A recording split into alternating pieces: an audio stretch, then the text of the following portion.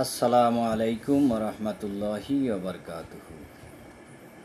প্রিয় বন্ধুগণ, কাছে এবং দূরে, দেশে এবং দেশের বাইরে থেকে যারা আমার এই ভিডিওটি দেখছেন সকলকে আন্তরিক মোবারকবাদ জানাই।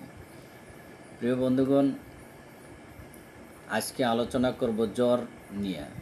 জ্বর একটি স্বাভাবিক ব্যাপার, মানুষের দৈনন্দিন জীবনে জ্বর আসতেই পারে। তো জ্বরের আমি দুইটা লক্ষণ বলবো, সেই দুইটা লক্ষণের উপরেই আমি আজকের আপনাদের চিকিৎসা শেখাবো।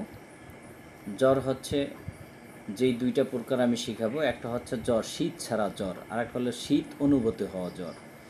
যদি আপনার শীত ছাড়া জ্বর হয় তাহলে বুঝতে হবে গরম লাগার পরে জ্বর হয়েছে। তাহলে আপনারা বিসমিল্লাহির রহমানির রহিম, কুলনা ইয়ানা রুকুনি বারদা ওয়া সালামান আলা ইব্রাহিম, এই দোয়া পাঠ করে পানিতে ফু দিয়ে তাকে খাওয়াবেন অথবা তার শরীরে ফু দিবেন। আর যদি শীত অনুভূতি হয় তাহলে আপনারা এই দোয়াটি পাঠ করবেন, বিসমিল্লাহি মাজরেহা ওয়া মুরসাহা ইন্না রব্বি লাগফুরুর রহিম।